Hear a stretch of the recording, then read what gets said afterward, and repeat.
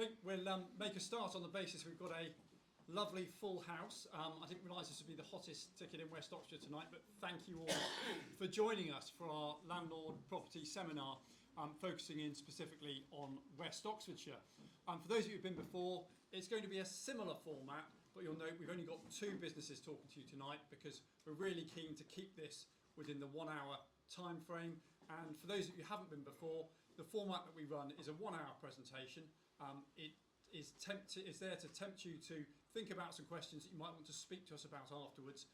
There is no sort of dull question and answer session at the end of this, largely because questions are likely to be specific to individuals or might be slightly personal. So we'll retire downstairs for a bite to eat and a glass of something afterwards. And if you've got any questions then you can capture the person that was talking about the thing that interested you or that you need to delve into in a bit more detail, and we'll be happy to have a chat with you then.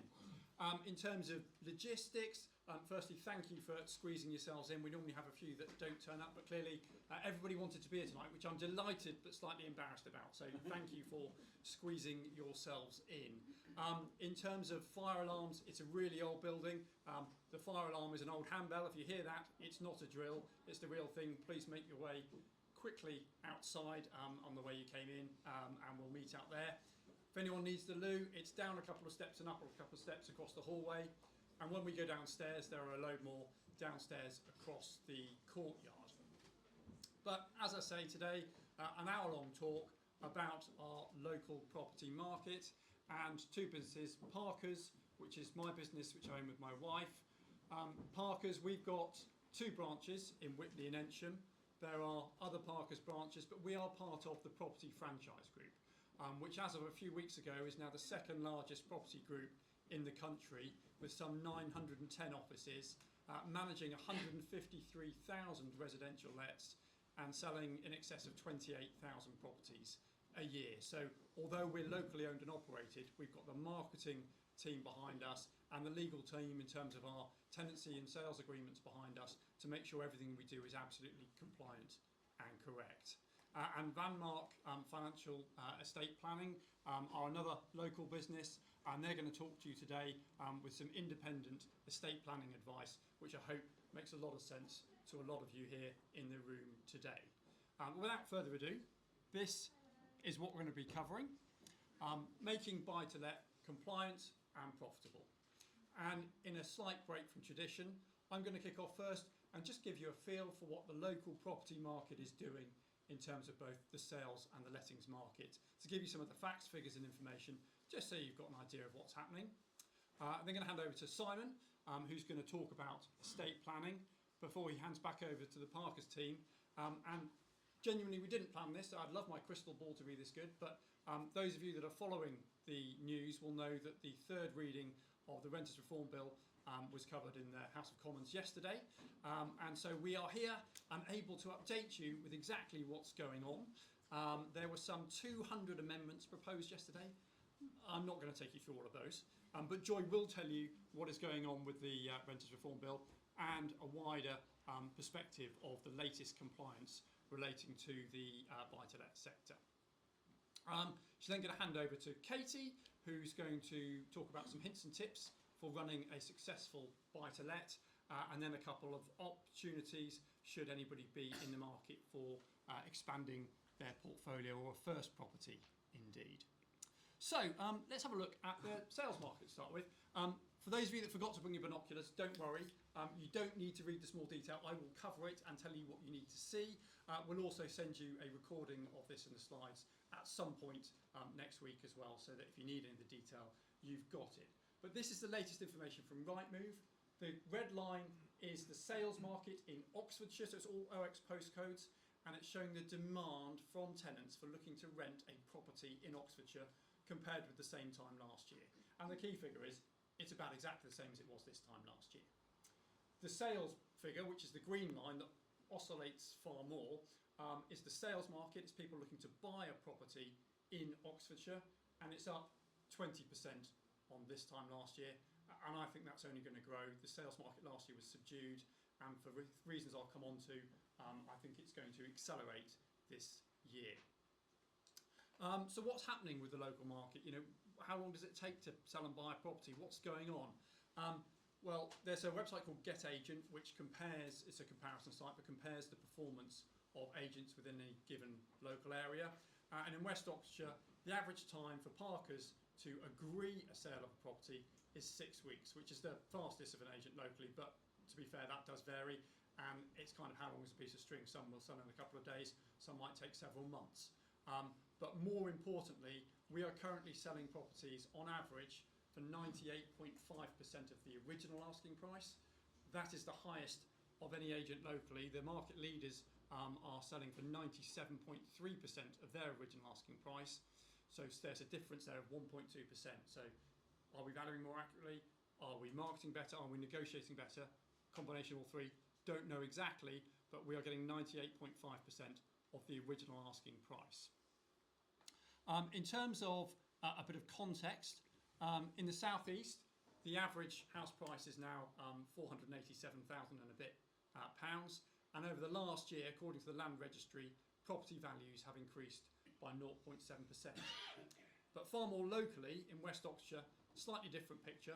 Property prices here have dropped by 0.58% over the last 12 months. So not a huge amount. And in terms of our average house price, that's a drop of just over £2,000. Since COVID, property prices in West Oxfordshire have risen smidge under 15%, or just over £48,000. And over the last 10 years, property prices in West Oxfordshire, the average price has increased by £112,800, or 43.4%. So over 10 years, that's a pretty decent return. Average days to sell in the southeast, 66 days. In West Oxfordshire, it's currently 77 days for all agents. That's just to agree a sale. It's then taking from, I'm conscious there's a few conveyancers in the room, it's then taking on average from sale agreed to completion 108 days. Add the two together, 185 days, or in English that's 6 months. So it's taking a long time to agree a sale at the moment, from thinking I'm going to put my house on the market to actually swapping the keys for cash. And part of that is down to performance of agents. The market leader is reducing the price of properties they have for sale in 69.97, so 70% of cases. So 7 out of every 10 properties they sell have a price reduction. The third leading agent in the area is reducing the price of 55.3% of their property. So more than 1 in 2 chance of your property being reduced in price to get a sale. That's really important for a couple of reasons. One, if you're not marketing your property at the right price initially, yes, okay, it's going to take longer, but statistically, Rightmove tell us that you're likely to achieve a lower price, but probably far more importantly, again, Rightmove have got enormous data sets. What they're telling us is that if a property has to be reduced in price in order to achieve a sale, then that property is twice as likely, or that sale is twice as likely to fall through. Cost, stress, all the rest of it that goes on with selling a property. So it's really important that properties are priced correctly from the outset. I wanted this to be as up-to-date as possible, and so I've made 2 additions to this presentation already this afternoon. This morning in the industry news, Lloyds revised their forecast for house prices, and I wanted to share this with you because I think it's really important. So Major High Street Bank has changed their forecast for house prices in 2024 with a swing of 3.7%. They originally said that house prices in 2024 would reduce by 2.2%. They're now saying they're going to increase by 1.5%. That is really significant, and they're saying that a quarter of the way into the year. So they've obviously got some excellent data to support that already. We're just down the road from Oxford. A report that was released yesterday. Oxford is the 5th most expensive UK city for first-time buyers to buy a property in. The average property price there is £338,000. But if you're a first-time buyer paying that in Oxford, because of rents in Oxford, and we'll come on to renting in a moment, but buying a house as a first-time buyer in Oxford is still, even with interest rates as they are today, just over £300 a month cheaper than renting it. So I think that's really significant as well. Slightly controversial graph, this one, but I wanted to share it with you because I want to get you thinking. So the red line, starting from 1975 up to the current time, shows the trend in real house prices. and it's an increase of about 2.4% per year. The blue line shows UK house prices adjusted for inflation, and you can see it oscillates around the red line as you'd expect, but looking at the most recent time, the gap is the largest it's ever been. And so the media, whilst they're talking about affordability and everything, actually when you start to look into the detail, and another report that was released yesterday by Rightmove reinforces this, i.e. house prices have been pretty much flat for the last 3 years. We've just been through a period of significant inflation, which is still coming out the back end of, and one aspect of that was wage inflation.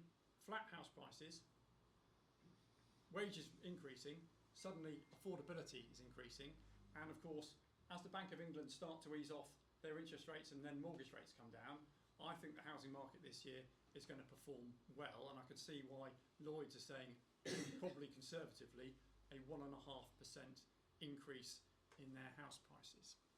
So that is a whistle-stop tour through the sales market. What I would say is we had the busiest January we've ever had, the busiest February we've ever had, a decent March and a decent April so far. We had an early Easter, which normally, people are off doing other things at Easter. That has a small impact on the market. But I think, the sentiment in the media is massively supportive of housing now, whereas if you look back in November, December time, it was all very negative. It's now overwhelmingly positive. We are on tenterhooks awaiting this first reduction in interest rates, and I really think that will accelerate the market. The only significant headwind that I think that we will see this year in the housing market will be the general election.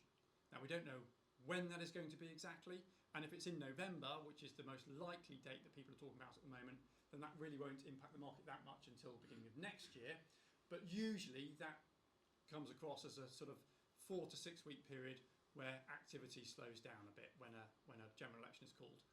I think personally that will be less of an impact this year, particularly if that comes after the first drop in interest rates, because there'll be so much momentum behind the housing market that there will be a real drive for people looking to move house then.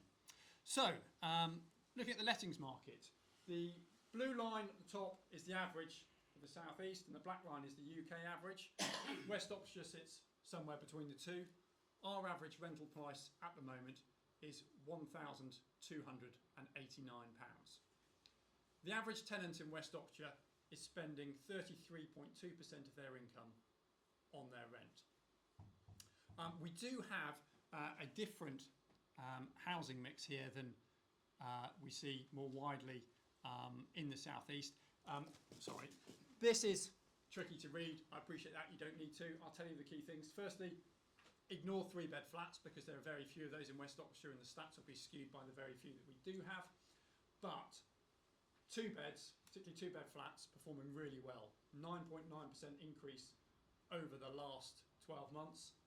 And interestingly, 3-bed houses, a slight reduction of 1.1% over the last 12 months. And that's really interesting, but I think there are 2 reasons for that. One is cost of living crisis. I think some tenants are downsizing to save money. In fact, they're probably spending the same amount they were previously, but in order to spend the same, they're having to go from a 3-bed to a 2-bed. And West Oxfordshire has 37% more 3-bedroom properties for rent than the wider South East on average, i.e. we've got loads of 3 beds, not so many 2 beds, and that skews the market slightly as well. Another unique factor about the West Oxfordshire rental market is the demographics. We have an older set of tenants. Whilst the average age is 37, actually 36% of tenants in West Oxfordshire are 40 or over. So they're significantly older than the South East average. And we need to think about our properties, think about an ageing tenant demographic and what their needs and wants and likes are going to be if we want to get those properties filled and rented in the best possible way to meet their needs in the future. And briefly I mentioned about buying in Oxford and it being the 5th most expensive city in the UK to buy a property in for a first-time buyer. Oxford is the most expensive city in the UK to rent in outside of London. The average rent there is £1,561. London is just over 2,200 and Cambridge is just behind in 3rd place at 1,533. but Oxford is massively unaffordable, and that is why we start to see the demand from Oxford radiating out to the Oxfordshire marketing towns. So a bit of a whistle-stop tour there through the market. Just a couple of other quick ones to show you. This just shows the difference in housing mix. So South East, 53% of all the housing are flats. Only just over a third of West Oxfordshire properties are flats. It is a very different housing mix. We've got more 3-beds and older tenants. And lastly, in terms of what that looks like in terms of rents, again, the blue is West Oxfordshire, the yellow is the South East. We've got very little in comparison by the way of cheap stuff and much less expensive stuff. Actually, our rental market is compressed in the middle and sits largely between the £1,000 and the £1,750 rent is where we're seeing the tenants renting properties in West Oxfordshire. But that's down to the housing mix that we have. And then this, lastly, very quickly, is a slide that I was sent at 2 o'clock this afternoon from a webinar I attended today. I said it was bang up to date. I still think this is out of date, but this is showing us the consensus forecast for sales and lettings for the next few years. So this is the average of the main data sets for forecasts going forward. 2024, the consensus is still showing a 2.1% reduction. I've explained why I think that's wrong, and Lloyds have revised theirs today, and that won't be reflected in this chart. But actually for house price growth, 2025 the consensus is 3%, 4%, 4.9%, 4.3%. Key point is that's well ahead of what we're expecting inflation to be going forwards. And in terms of rental growth, 5.2% this year, 3.6% next year, and trending down to sort of 3% by 2028 is the consensus of long-term forecasts. Again, still ahead of inflation and still in addition to the house price growth that is forecast as well. You'll be delighted to hear that's it from me, and I'll hand you over to Simon, who's going to talk about estate planning. Thanks, Brendan. Do I get to use the stick? You can have a stick. Thank you. Well, evening everybody. One thing I would say is if you think of selling a property and you want to do a show home for the day, Brendan and his team are the people, aren't they? Look at this fantastic attendance this evening. Apologies, I've got the dilemma of wearing glasses like some in the audience, and I can't see that small screen without my glasses, so I might be looking at that screen, which may mean I'm afraid. You can see that one, Kenny. Okay, well done. So yes, thank you. We're going to talk about estate planning. I'm from Vanmark Group, which is a local financial services company, independent financial advisors. But some 12 months ago, we recognised the speciality, really, of estate planning, which is essentially I suppose the ability to plan and recognise our assets and make sure that we prepare properly to pass those to our beneficiaries in the most sort of tax efficient way. So there's benefits during our lifetime, and there's also benefits for our legacy to the people we care about. And so we're going to just run through that very stop really, because there are 15 minutes. So our service to this point over the last sort of 12 months really is for our own existing clients. We're very happy to extend that via Parker's and Brendan's team.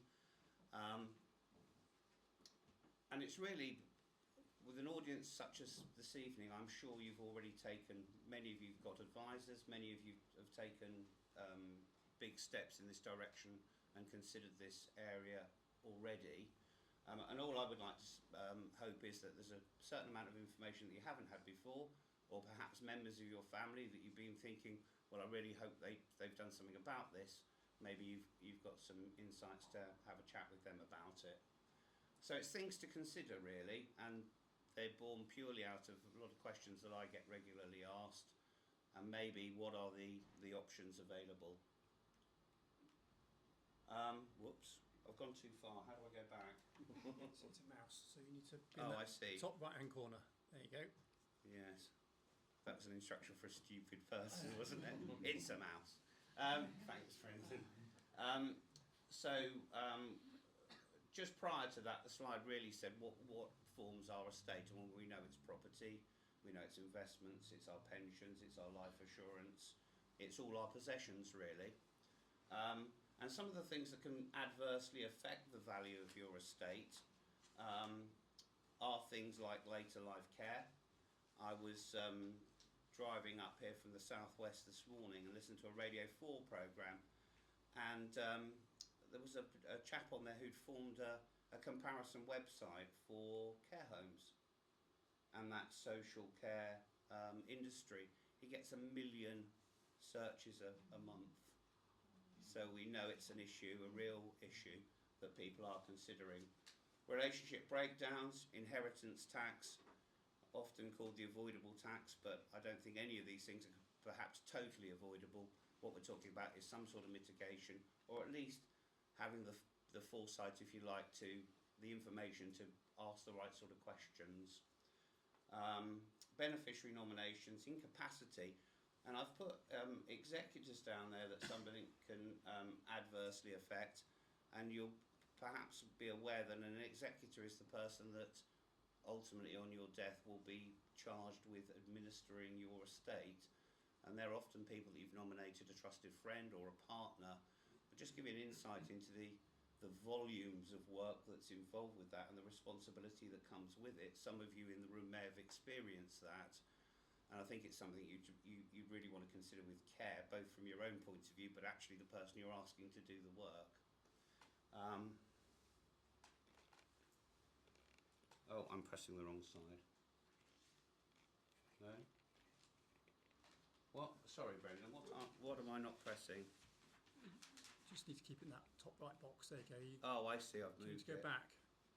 Which slide do you want? No, that'll be fine. That one's fine, thank is it? you. Yeah, Okay. thanks very much. So the first thing is we talk a little bit about care home fees, and that's really residential care we're talking about. Things we might have to plan for our parents, things that we might ultimately be considering at some stage might be apparent for ourselves, but it certainly is an enormous task to consider, both in the things that you require from care, but also the cost of those things. And typically, without people say to me, "What can I do? How is that going to eat into all my assets?" But I think the answer is that probably it will eat into some of your assets, undoubtedly. And that's not just because you can't plan away everything, but it's also because you've got a consideration of the person that's going into care, somebody you love, and you'll want to be part of that sort of decision-making process. We've got an example up here, which I'm afraid isn't that easy for anybody to see, even me without my glasses. That says Mr. and Mrs. Jones were in their 60s with 2 adult children, and they had a joint estate worth approximately £370,000, made up, like most estates, primarily £350,000 worth of that was property, with just £20,000 in saving. And they'd made simple wills, basic wills, which frankly is often very typical. Everything I've got I'll give to him, and everything he's got he gives to me. So effectively, when one of those people dies, the second inherits everything. So if you buy your property what they describe as jointly, then legally what it means is you both own it 100%. So after a few years after Mr. Jones passed away, his estate passed to Mrs. Jones, who, following years of independent living, found herself requiring residential care. Oh gosh, Brendan. Slide like this. Would you mind? Yeah, that's probably best. It's like, can I see the computer? Can I see the mouse? I know, don't worry. Where are we up to? We were up to That one? means testing, yes. So as I mentioned, the situation was that they own their property jointly, which is, acceptable. Why wouldn't you? So when Mrs. Jones was faced with care home fees, and they were assessed in terms of means tested, the whole value of that estate that was passed to her from her husband was entirely hers, and that amounted to £370,000. So faced with residential care fees, we've used the figure £50,000. I don't think it's unrealistic actually per year. the matrimonial home had to be sold to fund that. So during her period of care, the amount of care amounted to about 300,000. So on Mrs. Jones's death, the remaining estate of 70,000 passed to her children. Now, when she sat down with, or when they sat down and talked about their wills, what they could have understood was it was possible to just change the way their home was owned, just purely by changing the title from jointly to tenants in common, which effectively meant rather than both owning 100%, they owned 50% each. And that afforded that situation a certain amount of protection, which we'll go on and explain, Brendan, if I may. Thank you. So just owning their property in a different way and applying within their will the correct trust to protect both the survivor and indicate the beneficiaries of the first 50%. On paper, at least, 50% of the property was passed to their beneficiaries at the time of Mr. Jones's death, meaning the estate passed to Mrs. Jones, and what was therefore assessed was reduced to 195,000, which was exhausted in terms of spent completely through the care that she needed, down to the means test minimum, which is 23,000. So anything above 23,000, you'll be expecting to make contributions. And what that ultimately meant was that when Mrs. Jones passed, her children actually inherited 218,000 rather than the previous example of, was it 70,000? So just by simply doing something in a different way, having the information to consider, not necessarily act on, you can see that I always feel with this sort of work there's this cost and value scenario, and because it's a sort of marketplace that's constantly bombarded on daytime TV, free will, this, pass your estate to a worthy charity, by spending a little bit more time and perhaps having a slightly more sophisticated approach, at least being aware of what's possible. And it makes a considerable difference. Next one? Yeah. It is the next one. Oh, that is the next one. I don't know if somebody's keeping up. Who was that? Brendan's doing the thing. Somebody's counting the slides. We're doing very well between us. So this one's, what I would just take a throwback to the last slide around care home fees. Also, by doing that, if Mrs. Jones had remarried, of course her legal situation would have changed completely, and her new spouse would have automatically become her next of kin, and if she didn't make a will, ultimately her estate would have passed to that person, a person that actually isn't on the scene at that stage. So there's a possibility of her own children being bypassed in terms of losing their inheritance. So a lot of people consider that approach as well to safeguard against that. In this example, which is about protecting the assets once passed, and I'm not sure very many people are aware of this approach, Mr. and Mrs. Brown accumulate an estate of £500,000 during their lifetime, which they want to pass equally to their three children, Harry, Jack and Mary. Unfortunately, some years later, Jack's marriage ended in divorce, and typically in the divorce, 50% of their assets were split on that divorce. And of course, the inheritance that Jack had from his parents was also shared. There may be a very good reason why he'd want to do that, but he also might want to, or his parents, when they passed the money, might have wanted to safeguard against that. So the way that they could have simply done that was, rather than pass the money directly to the three children, they could have put it into a trust. Now, by putting it into a trust, they are still the beneficiaries. In fact, they can be the people, the trustees, the people that administer the trust, so they can be both ends of the scale. But what it does mean is that that money goes through the trust, and when it's agreed and paid out in whatever form, it's paid as a loan from the trust. Now, clearly what that means is that if you've received it as a loan, in the circumstances that we've described that Jack found himself in, the loan, that interest-free loan could quite legitimately be claimed back by the trust as a repayment of that loan and taken out of the estate before things were divided. Now, that's not something everybody's going to want to do, but I feel it's something that people should be aware of. Next one, please. Incapacity. This is a lasting power of attorney. Many of you will have put lasting power of attorney in place. Most of us have heard about it. It's really where you take somebody that you trust, often a child, a partner, and you give them you put them in a position where they can make decisions for you when you're no longer or unable to make decisions for yourself. I think people are the fact that it's a very difficult process to get organised with the government is one aspect that perhaps puts people off doing it, because it's a very tiny percentage of people that have got this sort of thing in place. It's absolutely invaluable, actually, and it certainly doesn't mean by signing that document and appointing an attorney you no longer have control. The process is very, very strictly laid out in terms of how those decisions are made, and the fact that your attorney is supporting you, and where possible you're making those decisions yourself.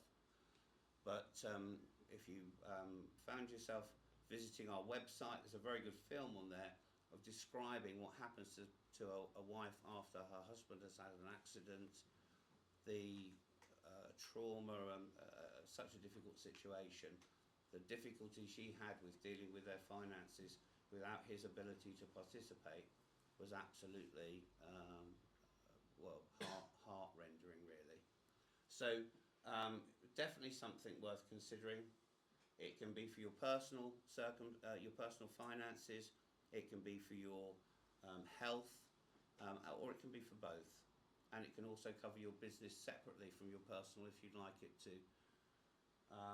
And these are just some of the reasons, and I think that the biggest reason in terms of your family is when you're in a position where it's difficult for you to make decisions yourself, and you haven't given your children, for example, the opportunity to participate in that process. Very, very difficult for them to see their parents struggling and not being able to help them. So that's a bit of a sales pitch. I think it just really, you can go online and try and do it yourself. It's just worth doing. Beneficiary nomination. If you have a life assurance plan and you're the person that takes it out and you're the beneficiary, the policy holder, that money, when it's paid into your estate, and of course it exaggerates things like inheritance tax, it exaggerates the size of your estate. All I would say on this is for both your pensions, you'll all be aware if you've got pensions, whether they be company pensions, civil service pensions, personal pensions, there is an opportunity within that to nominate your beneficiaries. And a lot of people, it's an oversight often that they didn't realise they had to do that. So I think it's worth visiting and just to see what your situation is with that. Likewise with life assurance. Life assurance, if you've got life assurance, it can be put in trust for the definite benefit of somebody else. And often you want it paid to somebody else, but you get it paid to yourself for some reason. So that's just something to consider. And I've just put this on as a note. Joint life plans pay out once because they pay out on the first death, whereas two single plans pay out twice, so it's double the cover, and it's generally very little difference in price, so I thought that was worth noting. Inheritance tax, as I said, described often as a tax that you can completely mitigate and avoid. Well, I guess you can if you spend all your money. But what is interesting, and Brendan alluded to some very interesting facts. Between April 22 and March 2023, £7.1 billion was raised in revenue through inheritance tax. That's £1 million more than the previous period, and I gather that's rising. So generally a married couple would have, if they've got their own main residence and they're passing it forward as a legacy, generally got £1 million worth of tax relief before you start paying inheritance tax. but I think we know from property prices and property portfolios that figure's generally quite easily reached depending on your geographical location. We offer a full sort of IHT planning service, so if anybody would like to speak to us about that, we'd be very happy to have a conversation. We talked about this executor. Now this is generally, well, my brother will do it, or my daughter will do it. If it's a husband and wife, oh, my husband will do it. It's a legally responsible position to take, in that you've got to make sure everything within the estate is handled correctly, and for the period between somebody's death and when the estate is eventually paid out, which is generally sort of about 9 months with probate and all the other processes you have to go through, paying inheritance tax if applicable and so on. For that 9-month period, the person you nominate as executor is totally legally responsible for that whole process and your assets. So it's a big task. Next one, please, Brendan. I've just laid out some of the duties there. I mean, we need quite a lot of slides, but I just think it's worth, if you revisit your paperwork, just review who you've chosen and have a good chat with them to make sure they fully understand what's involved. Because in terms of eroding your estate, making a mistake on inheritance tax payments or not calculating other things correctly will be financial penalties probably levied at your executor. So it's worthwhile just revisiting that. Next one, please. So what next? I don't know how I've done for time. Hopefully I'm well within time. All I would say from this, if it's been of any help at all, to revisit and review your current arrangements to make sure they really do match what you hope, and taking into account some of the things perhaps we've mentioned to consider this evening. We can help, certainly. We've passed out some packs. I think this is obviously all being filmed. Our telephone number's there. And the way that help manifests itself is initially a telephone conversation. 20-30 minutes on the phone, just having a chat about circumstances, what you're trying to achieve. We can give you an idea of what we can do and how we can help. Entirely up to you from that point onwards, but we're available if required. Yeah, I think that's hopefully covered it. Thank you very much all for your attention. We've pretty well got to take turns in breathing in here, haven't we? So I appreciate your time. Thank you very much indeed. Thank you. Right. Do you want me to keep driving, Joy? Yeah, keep driving. That would be perfect. Chris, let me get my. Right. Thank you very much all for coming, and nice to see so many familiar faces and some new ones too. I'm Joy, and I manage the branch here in Witney, and I'm going to run you through some really exciting stuff. Now, I know lots of you are experienced landlords already, and you're looking at that thinking, I know all of that, but I can guarantee you there will be stuff I'm going to run through now that will be new to you, and if you can go over a few key points today, I know I've done my job right. I've got my assistant Katie, she's going to shout some fines at us all so that we know what we are dealing with if we aren't compliant. So let's start off with gas safeties. We all know we've got to have our gas safety certificate done annually. Just remember, you've also got to get the gas fire done and the gas hob done. You know there's one in your property, but does your gas engineer know? He won't know unless you tell him.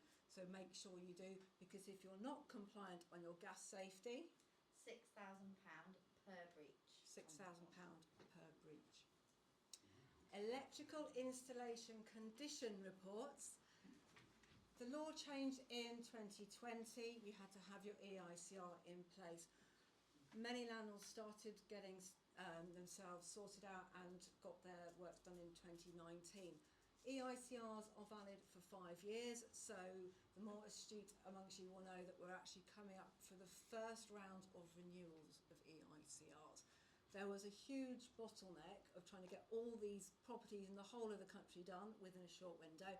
This is going to happen again. So if you do one thing when you get home tonight, check your EICR, check what date it expires, speak to your engineer and make sure that you have them booked in, because if you don't have your EICR done in time, there will be a fine, and the fine is £3,000. £3,000. Okay. Chimney sweeping, smoke and carbon monoxide alarms.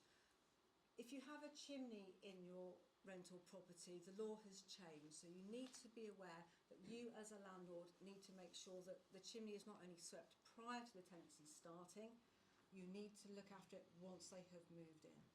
Now, chimney sweeping isn't like gas safety, it's not every 6 months. Your chimney sweep will do the sweep, and they may say it actually needs to be done in 6 months' time rather than a year. So you need to also have that documented, have a date in your diary, and make sure that you are keeping on top of that. Smoke alarms, carbon monoxide alarms. I brought some props with me. Okay, carbon monoxide alarms. These need to be near every single gas appliance that you have in your property. CO alarms, not CO2 alarms, as people keep calling them. That's my one bugbear. So the law has changed on this. It used to be only in rooms where you had a wood solid fuel appliance, like a wood burner. So every room that you've got a gas appliance, not your hob, because that will be covered by your gas safety, and not your boiler in the loft unless it is habitable. So but what we would say is belt and braces, have one up there anyway. Heat alarms and smoke alarms.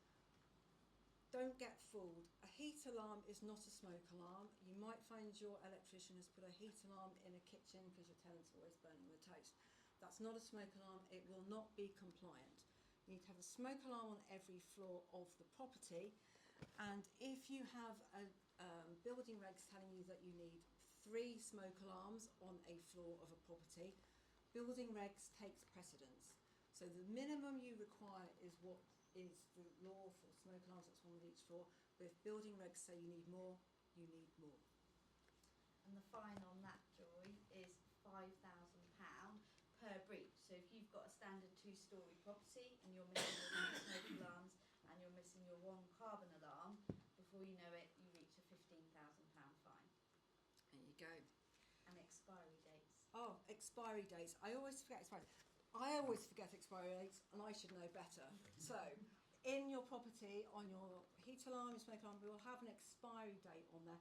Check for expiry date. They do expire. They have a life expectancy, and if they expire, they're not compliant.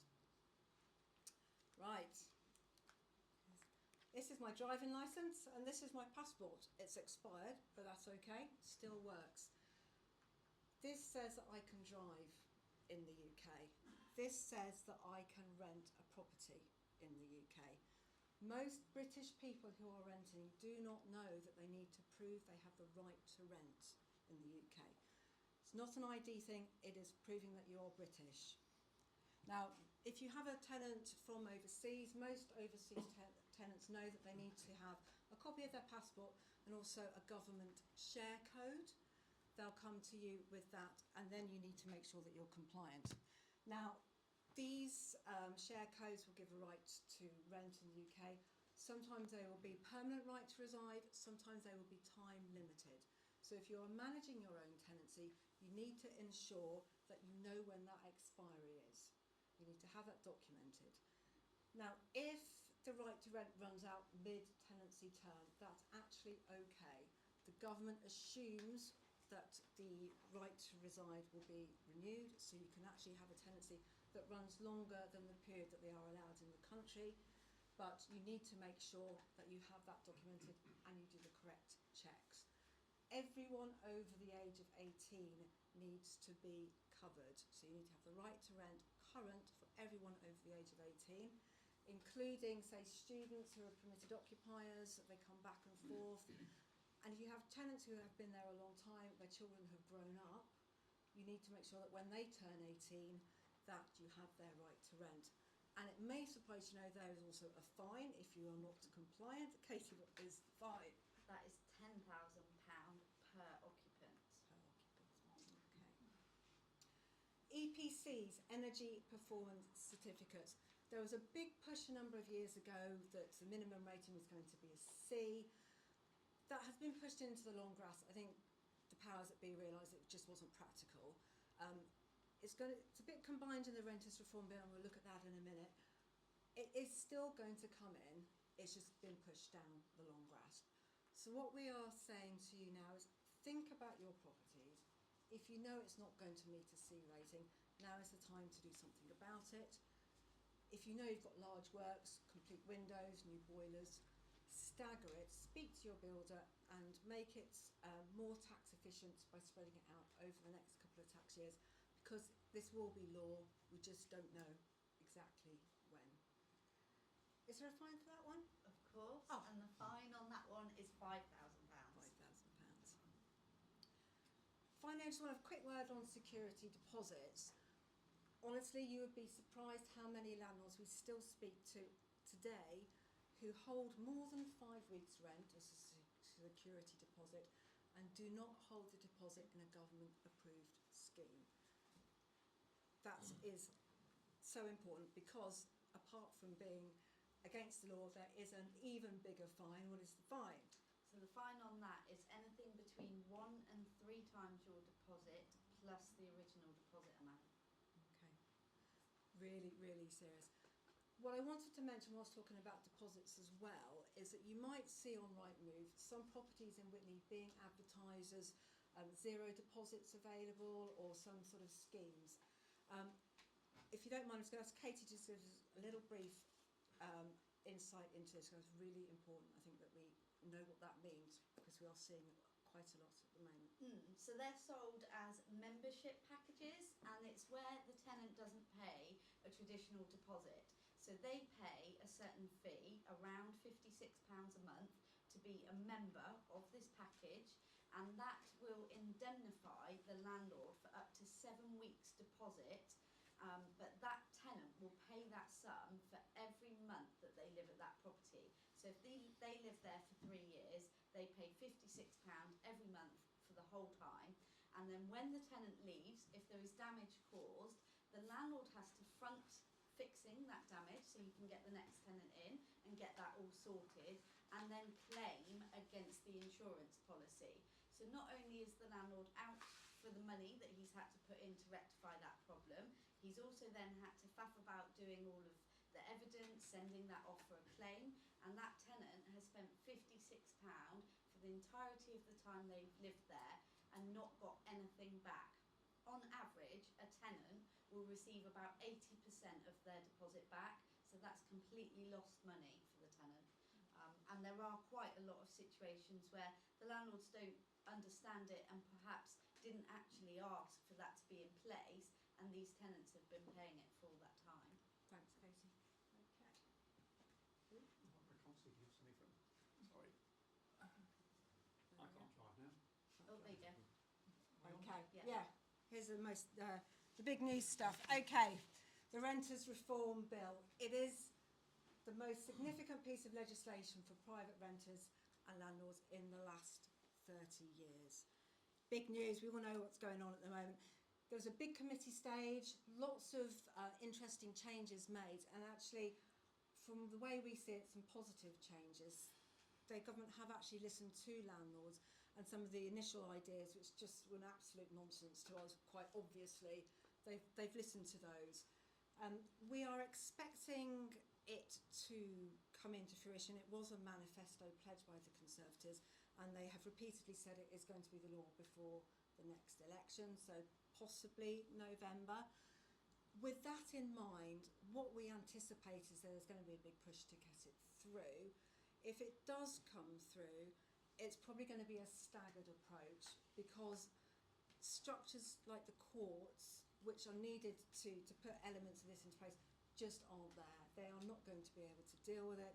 It's an absolute nonsense. So they're going to take some elements, maybe the periodic tenancies, that sort of thing, but actually I think it's going to be very much down the years that they can do this.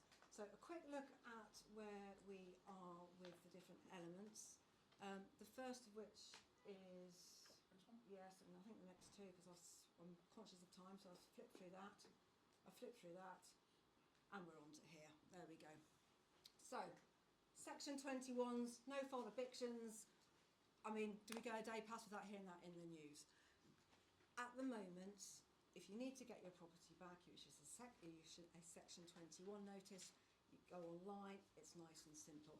The only difference is that you will now need to state a reason why you want your property back.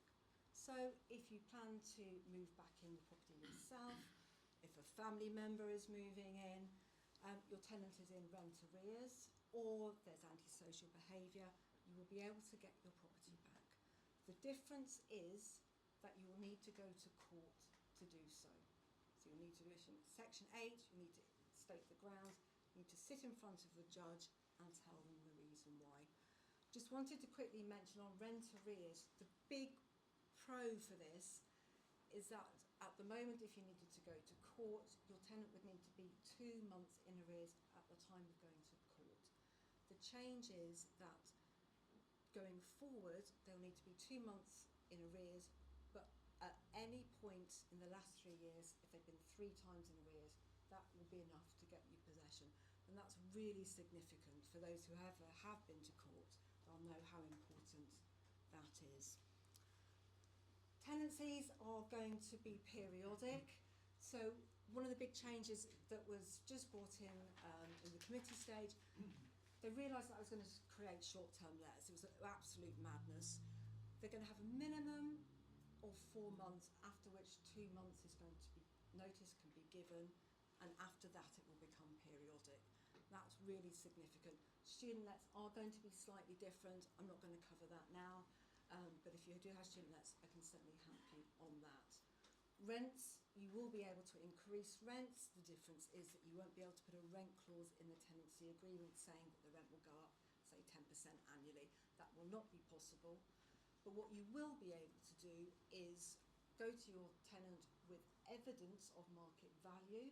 If you can document this, you can then use a version of what the Section 13 notice is at the moment to say, this is the market value of rent.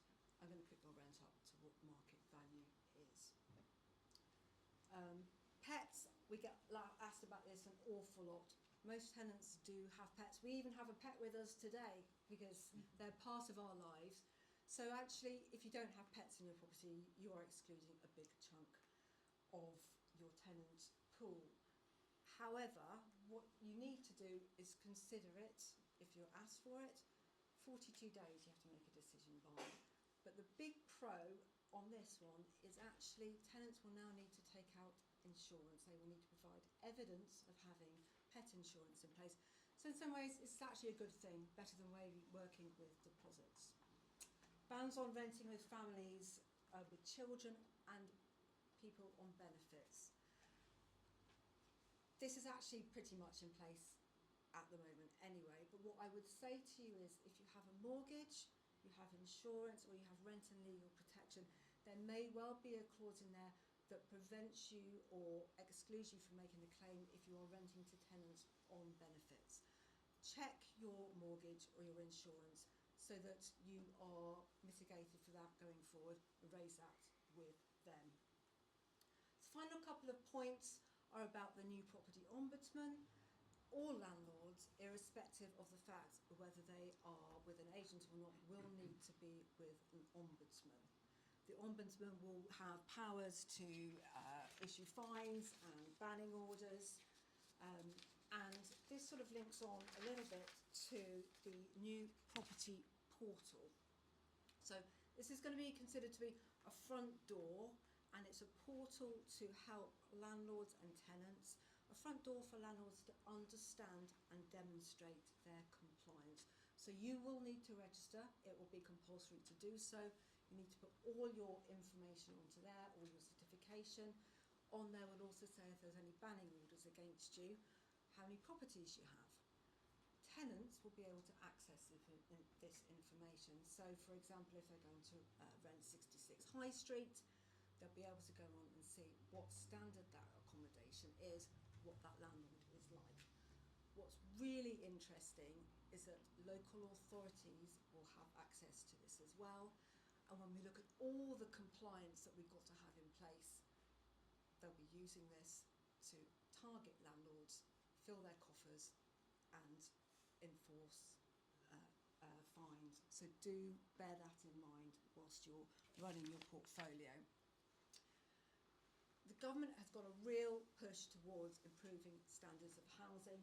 So the Ombudsman, the portal, the decent home standards are real focus to this, and you really need to think about ensuring you've got compliance all the way through. Next one, Brendan, please. Thank you. So, the future of the private renter sector. The future is going to be different. It will be different. But being a landlord is still an excellent way to invest your money. The difference is, and this is a clear message from the government, it's no longer going to be a hobby or a sideline. It is a serious undertaking with responsibility and liability. And that's why Brendan, Katie and myself, we do believe that the key to successfully navigating this next stage as the property sector develops is ensuring that your property is professionally managed. Thank you. Thanks, Katie. Pass over to you. Right. I do need my notes in my book, Brendan, so I will have to drive for myself. Go for it. Give it a go, give it a whirl, I know. Right, so now to the interesting bit, making your investment work for you. Well, I've got to wake everyone up now. They've been snoozing in the back over there. So, how do you make your investment work for you? So we've got a couple of hints and tips here. We are the biggest letting agent in West Oxfordshire, and we really take pride in what we do and delivering that service. So how, as you as an individual landlord, can you do what we do in Parkers? So we do advise, the first one is renewing tenancies to fixed terms. Now the reason we say that is so that you keep your rents in line with market value, which basically makes the most of the income available to you. So 2 years ago, you would have rented a 2-bedroom property on Shilton Park, and as a tenant, you'd have paid £800. If you go to rent that property today, you're paying between £1,200 and £1,300 a month. So that's a huge amount of income that if you haven't been increasing your rents, you are losing out of as a landlord. It also means that when the rent reform bill does come in, because you're on a fixed tenancy, you will be one of the last to move over onto the new assured tenancies. So it gives you longevity of let and those good rents. The next point is keeping your properties well maintained. So keeping the property to a high standard will make your tenants look after it a little bit better. We all know once you buy a brand new car, you're really precious over it for the first couple of years. Once it then starts to get a few dents, you don't seem to notice them. It's the same with a property. So the nicer you can give the tenant a property, the nicer they'll look after it, and also the easier it is for you as a landlord to distinguish if any damage has been caused. If something was painted brand new when they moved in and they've scuffed all the walls, it's really easy to say you've scuffed the walls. When we think about this, we also keep in mind our allowable expenses with regards to tax relief on maintenance and repairs. So always bear that in mind when you're coming up to the end of a tax year. The next one is compliance. Now, Joy's touched on this a lot, and there are, as you heard, huge fines in the world of compliance, but that's not the only important part of compliance.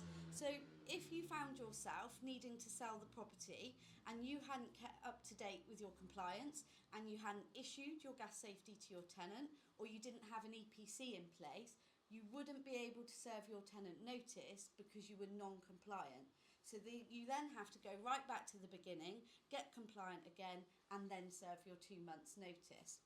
So it's really important to keep compliant. If your circumstances change, you can then serve your notice and gain your property back. The other one that we always get is landlord and homeowner insurance. So I get asked the question a lot, as a landlord, why do I have to have contents insurance? My property's let unfurnished.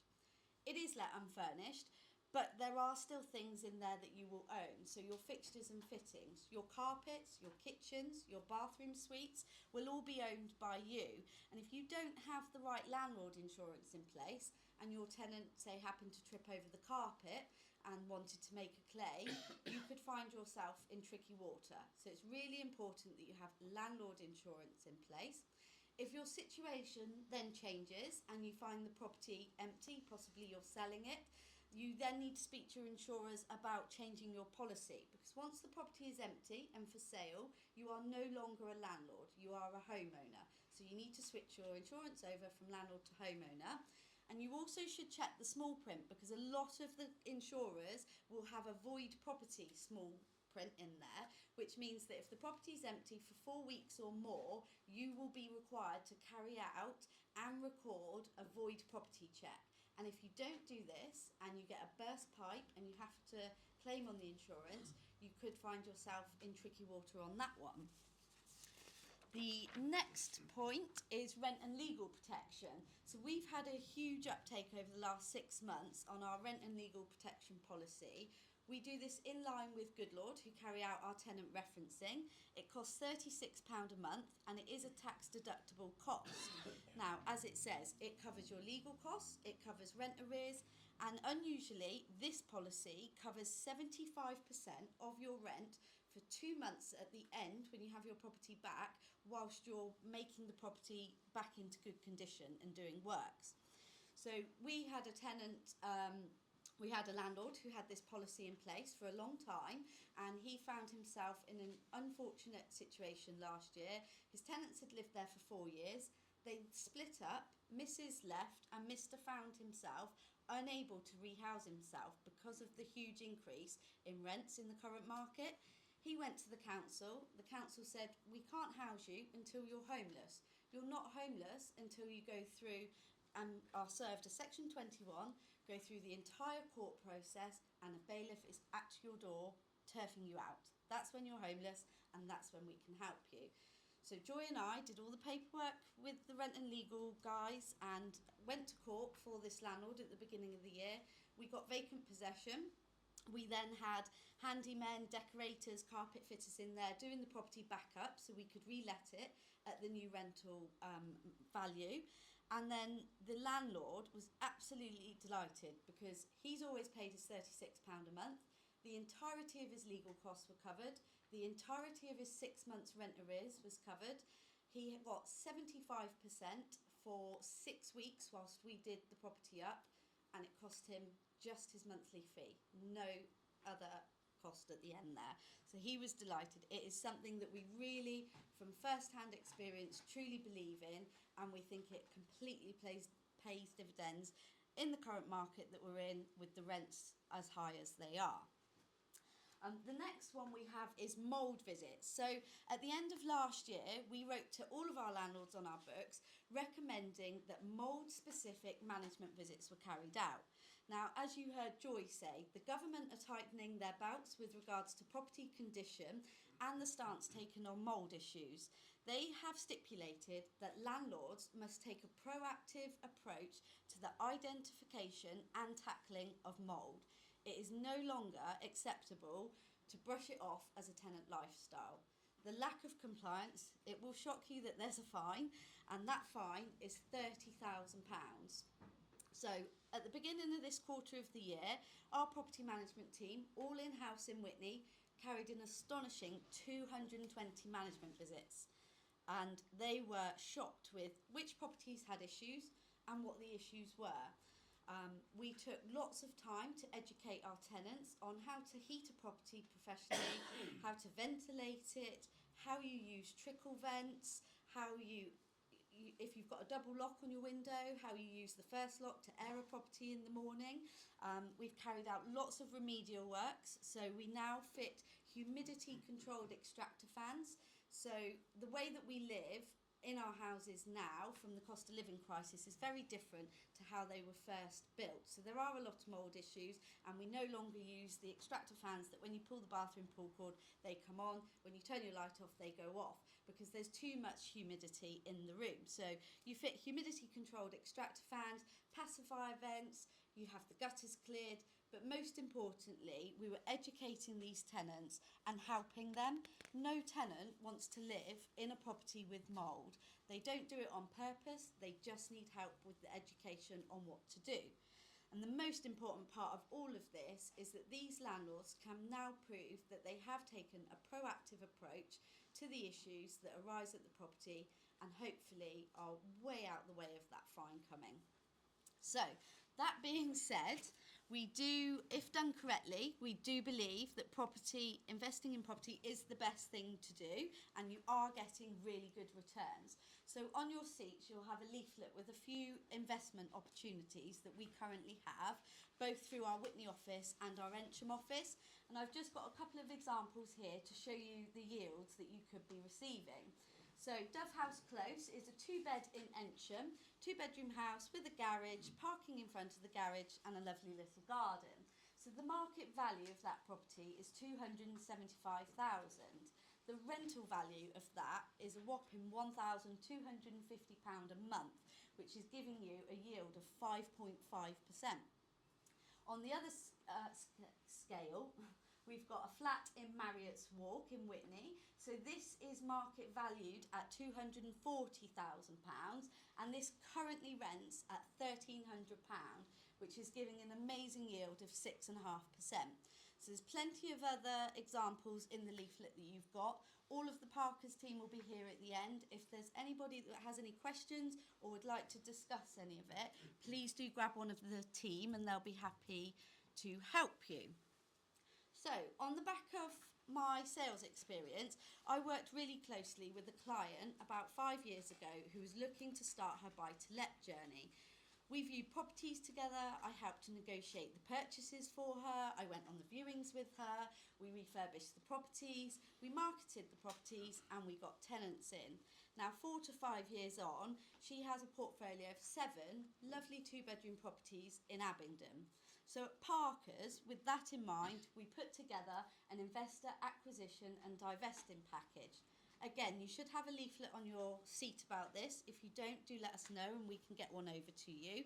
I won't go through the entire thing, but just a quick overview of, on this package, what we offer. So an initial consultation, we'd have a sit down, how much have you got to spend, where would you like to spend it, where do you feel most comfortable spending it. We would update you on the market and suitable investment properties, and I'll advise you on suitable investment properties that perhaps aren't being marketed by Parkers, but that doesn't mean it's not a good investment, and we'd be more than happy to help on anything like that. We carry out a viewing service, so I can attend with you, we can attend on your behalf, we can do second viewings with you. We then give you yield advice, annual reviews to make sure your properties are working for you. We offer a refurbishment service, and then most importantly, a compliance consultation, because everybody wants to stay away from those fines.